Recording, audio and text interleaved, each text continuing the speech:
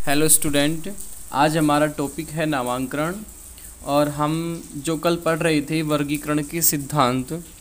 तो वर्गीकरण सिद्धांत में नंबर 4 पॉइंट जो है वो अपना है नामांकन। तो देखिए, सबसे पहले कि अभी हमने पढ़ा जाति की परिभाषा पढ़ी थी कल हमने, फिर हमने कुंजी लक्षण पढ़े थे, फिर उसके बाद हमने उनको समूह में रखा था। अब उसके बाद में सबसे बड़ी मतलब कि समस्या ये है कि जीव जो है उसका एक अद्वितीय नाम दिया जाए, क्योंकि सबसे पहले हमने जाति, कुंजी लक्षण और समूह के मतलब कि समूह स्तर ज्ञात होने के पश्चात तीनों के तीनों हमने कर लिए। 3 सिद्धांत थे, जाति की परिभाषा आ गई, कुंजी लक्षण और समूह जो है मतलब कि समूह में जीवों को रखना। ये सब करने के पश्चात वैज्ञानिकों के सामने सबसे बड़ी समस्या जीवों का एक सार्वभौमिक यूनिवर्सल अद्वितीय नाम देने की मतलब कि सबसे बड़ी समस्या थी। और वो समस्या इसलिए थी क्योंकि कोई भी जो एक जीव है उसको अलग अलग भाषाओं में अलग अलग तरीके से मतलब कि बोला जाता है। जैसे कि कोई भी है, मतलब कि मैंने आपको कल एग्जाम्पल बताया था आलू का, यानी कि उसको हम यहाँ पर आलू बोलते हैं, कहीं विदेश में उसको आलू नहीं बोलते हैं, कुछ और बोलते हैं। इसलिए सबसे बड़ी समस्या ये है कि अलग अलग क्षेत्र में एक ही जीव को अलग अलग नाम से क्या किया जाता है, बोला जाता है। इसलिए नामांकन जो है इसकी आवश्यकता पड़ी। जैसे कि आपने गोरैया नाम सुना हुआ है, गोरैया, ठीक है। गोरैया जो है, जो चिड़िया जो है, इसको गुजराती भाषा में चकली बोलते हैं। गुजराती भाषा में क्या बोलते हैं? चकली बोलते हैं गुजराती भाषा में, ठीक है। और मलयालम में इसे बोलते हैं कुर्वी। मलयालम जो है उसमें इसे बोलते हैं कुर्वी। नेपाल के अंदर इसे बोलते हैं गवोरा। नेपाल में इसे क्या बोलते हैं? गवोरा, नेपाल में। यानी कि नाम एक है गोरैया, लेकिन इसको अलग अलग क्षेत्र में अलग अलग नाम से जाना जाता है। इसलिए नामांकन जो है इसकी आवश्यकता पड़ी कि कोई भी एक जो जीव होता है उसका एक सार्वभौमिक नाम होना चाहिए, एक अद्वितीय नाम होना चाहिए, एक यूनिवर्सल नाम होना चाहिए, ठीक है। तो इसलिए जो मतलब कि द्विनाम पद्धति जो है वो इसलिए दी गई क्योंकि कोई भी एक जीव है उसको सबसे पहले ज्ञात करके मतलब कि उसका नाम जो है वो 2 पदों में दिया जाता है, जो द्विनाम पद्धति है उसमें। तो सबसे पहले साइंटिस्ट थे, मतलब कि जो जूलॉजिस्ट थे, प्राणी वैज्ञानिक, उन प्राणी वैज्ञानिकों ने एक नियमावली तैयार की। जो प्राणी वैज्ञानिक हैं जूलॉजिस्ट, उन्होंने एक नियमावली तैयार की और जो नियमावली तैयार की थी उसे अपनाया गया 5वीं अंतर्राष्ट्रीय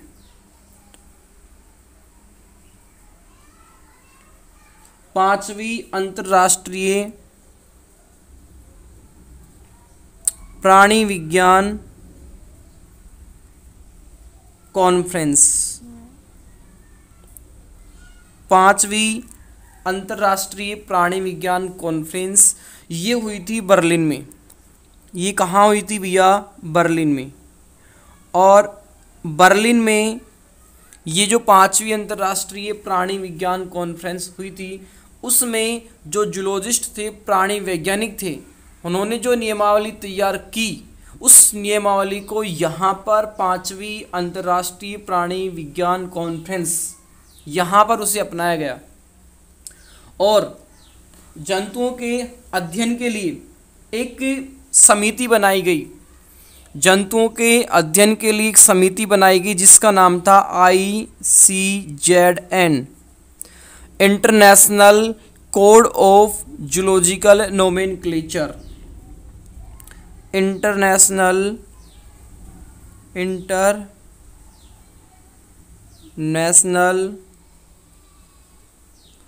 कोड ऑफ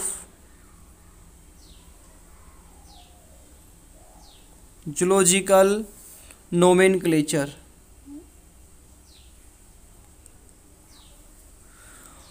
और इसके अंदर जो मतलब कि प्राणी हैं, जंतु, उनको रखा जाता है, उनका अध्ययन किया जाता है। और इस ICZN का जो मुख्यालय है वो है लंदन में। इसका मुख्यालय है लंदन में। ठीक है। उसके बाद ICZN जो है, मैंने अभी आपको बताया वो किसके नामांकन के लिए प्रसिद्ध है, वो है जंतुओं की। एक है ICBN, international code of botanical nomenclature. उसके अंदर जो पादप होते हैं उनके जो द्विनाम पद हैं, मतलब कि उनके जो वैज्ञानिक नाम हैं उनको लिखा जाता है। तो ICZN में जंतुओं का नामांकन जो किया गया वो कैरोलस लीनियस, कार्ल वार्न लिने, कैरोलस लीनियस, ये कैरोलस लीनियस का ही नाम है, कार्ल वान लिने। इसकी एक पुस्तक थी, पुस्तक का नाम था सिस्टेमा नेचुरी, सिस्टेमा नेचुरी। और इस पुस्तक के 10वें संस्करण में, इस पुस्तक के 10वें संस्करण में द्विनाम पद्धति जो है उसको लिखा गया है। और उस द्विनाम पद्धति को ही वैज्ञानिक नाम देने के लिए अपनाया गया। और द्विनाम पद्धति के आधार पर जीवों के नामांकन की प्रथम सूची 1969 में प्रकाशित हुई। ठीक है। उसके बाद वर्तमान में जीवों के नामांकन की चौथी सूची जो है वो चल रही है, प्रकाशित की गई है। और ये चौथी सूची 1 जनवरी 2000 को प्रकाशित हुई थी। ठीक है। अब हम बात करते हैं नामांकन की शर्तें, मतलब कि क्या क्या शर्तें हैं नामांकन की, क्या क्या नियम हैं। तो नामांकन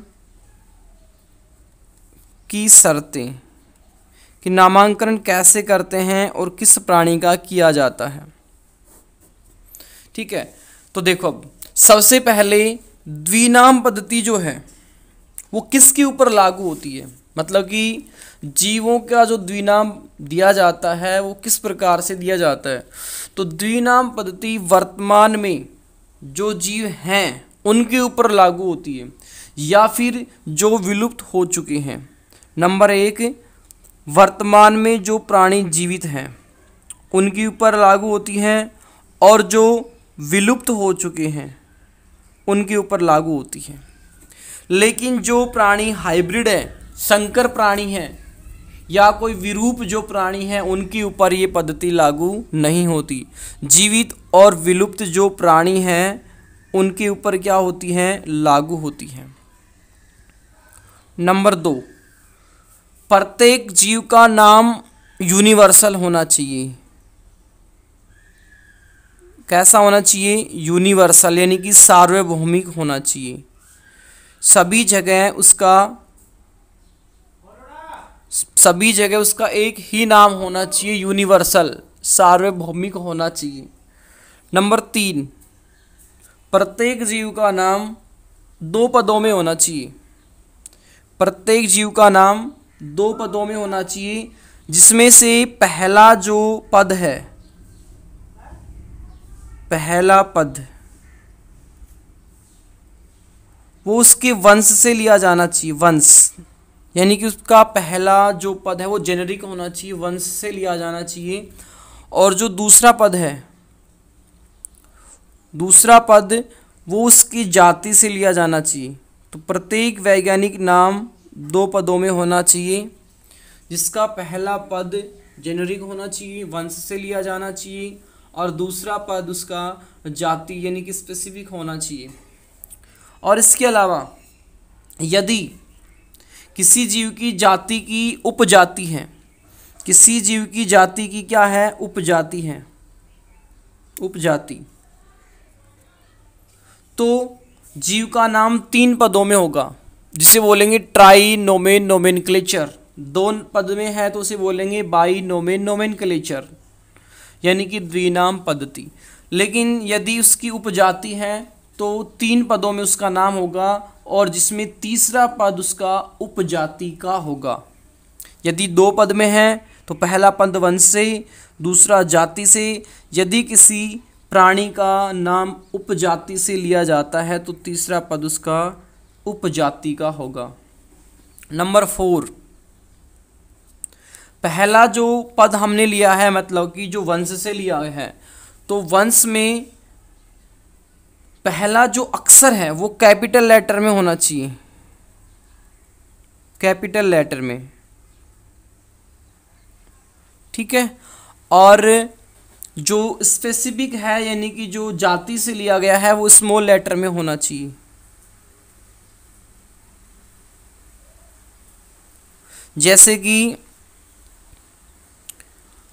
जैसे कि हमारा नाम है होमो सैपियंस, होमो सैपियंस, यानी कि जो होमो है ये इसका जेनेरिक नेम है यानी कि वंश से लिया है, ठीक है। और इसका पहला जो वर्ड है वो कैपिटल लेटर में लिखा जाता है। और ये जो स्पेसिफिक जो है यानी कि जाति से लिया हुआ है, स्पीसीज यानी कि होमो सैपियंस में जो है सैपियंस का एस ये होना चाहिए, स्मॉल लेटर का होना चाहिए, ठीक है। उसके बाद में नंबर 5, सभी वैज्ञानिक नाम लैटिन भाषा में होने चाहिए। यदि लैटिन भाषा में नहीं है तो उसे लैटिनीकृत किया जाना चाहिए। क्यों किया जाना चाहिए? क्योंकि लैटिन भाषा में कोई भी शब्द लिखा जाता है उसका कुछ ना कुछ अर्थ जरूर होता है, ठीक है। नंबर 6, सभी वैज्ञानिक नाम इटालियन लिपि में होने चाहिए। सभी वैज्ञानिक नाम इटालियन लिपि में होने चाहिए। इटालियन लिपि का मतलब तिरछे अक्षरों में होने चाहिए। इटालियन लिपि का मतलब होता है सभी नाम तिरछे अक्षरों में होने चाहिए, ठीक है। नेक्स्ट, नाम लिखने के बाद प्रत्येक पद को अंडरलाइन किया जाना चाहिए। तिरछे अक्षरों में लिखने के बाद उसे क्या करना चाहिए? अंडरलाइन करना चाहिए। नेक्स्ट, नंबर 7, यदि कोई व्यक्ति या फिर कोई भी वैज्ञानिक किसी जाति का नाम पहली बार प्रकाशित करता है, यदि कोई व्यक्ति या कोई वैज्ञानिक किसी जाति का नाम पहली बार प्रकाशित करता है तो उसको, उस वैज्ञानिक को उस जाति का लेखक कहा जाता है। क्या कहा जाता है? लेखक कहा जाता है, ठीक है। और जब नाम हम लिखते हैं तो उस जाति के पश्चात उस वैज्ञानिक का नाम लिखना चाहिए, लेकिन नाम लिखने के बाद कोमा लगा के उसकी वर्ष जो है सन को लिखा जाता है। जैसे टीनिया सोलियम है, टीनिया सोलियम, ये पहली बार प्रकाशित किया था कैरोलस लीनियस ने, कैरोलस लीनियस ने। तो इस लीनियस को बोला जाता है इसका लेखक। और इसको कब लिखा जाता है? पूरा नाम लिखने के बाद, और उसके बाद कोमा लगाकर कौन से सन में इसको प्रकाशित किया था उस सन को लिखा जाता है, ठीक है। ये हो गया इसकी सातवीं शर्त होगी। उसके बाद में नेक्स्ट नंबर 8,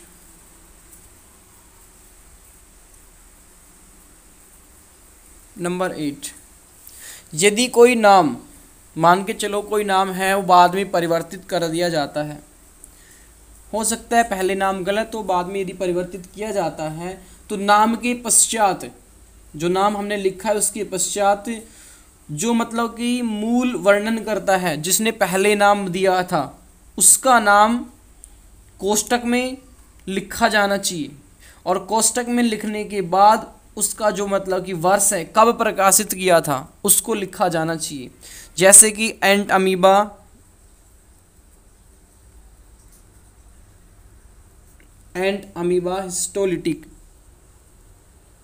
हिस्टोलाइटिका बोलते हैं, हिस्टोलिटिक, इसका नाम चेंज कर दिया गया हिस्टोलाइटिका, ठीक है। तो इसका जो मूल वर्णन करता है, जो सबसे पहले मतलब किसने प्रकाशित किया था, उसका नाम लिखा जाता है कोष्टक में, और वो किया था सेंचुरी ने। कब किया था, उसको भी कोष्टक में लिखा जाता है 1930 में, ठीक है। तो ये हो गया इसका 8वां नियम, 8वीं शर्त हो गई। नेक्स्ट नंबर 9, यदि एक जीव का नाम अलग अलग वैज्ञानिकों ने अलग अलग रख दिया, कोई भी एक जीव है उसका वैज्ञानिक नाम अलग अलग वैज्ञानिक ने अलग अलग रख दिया, तो उसमें से जो प्रथम प्रकाशित नाम है वही मान्य होगा। इसे वरीयता या प्राथमिकता का नियम कहा जाता है। इसे क्या कहा जाता है, प्राथमिकता का नियम। यानी कि अलग अलग वैज्ञानिक ने अलग अलग नाम प्रकाशित किया है, तो वही नाम प्रकाश मान्य होगा जो पहले प्रकाशित किया था। यानी कि इसलिए इसे वरीयता या प्राथमिकता का नियम कहा जाता है। जैसे गोरैया, मैंने अभी आपको बताया था गोरैया। इस गोरैया जो है, इसका नाम एक वैज्ञानिक था जॉर्डन, उसने नाम लिखा pacer indicus, pacer indicus Jordan 1835 में, 1835 में, ठीक है। पेसर इंडिकस गोरैया का। एक साइंटिस्ट था बोनापार्ट, इसने इसका नाम रखा पेसर कन्फ्यूसिस, कन्फ्यूसिस, इसने नाम रखा पेसर कन्फ्यूसिस बोनापार्ट ने 1853, ठीक है। एक साइंटिस्ट था लीनियस, और इस लीनियस ने इसका नाम रखा पेसर इंडिक्सिस, इंडिक्सिस, इंडिक्सिस लीनियस, इसने नाम रखा 1758। तो इसमें से यही नाम मान्य होगा जो नाम सबसे पहले प्रकाशित हुआ था। यानी कि 1758 में प्रकाशित हुआ पेसर इंडिकस, तो यही नाम क्या होगा, मान्य होगा गोरैया का, ठीक है। उसके बाद नेक्स्ट एक छोटा सा पॉइंट है जो बिल्कुल एक्सेप्शन में है, बिल्कुल एक तरीके से हम बोल सकते हैं अपवाद में है। छोटा सा पॉइंट है, यदि कोई नाम मान के चलो कि प्रचलित हो गया, कोई भी नाम है प्रचलित हो जाता है, जैसे कि पेसर इंडिकस है, पेसर इंडेक्सिस नाम था, प्रचलित हो गया, ठीक है। लेकिन मान के चलो कि नाम लगा कि नाम गलत है, ये बाद में पता चलता है कि नाम क्या है, गलत है, तो इसको कैसे लिखना चाहिए।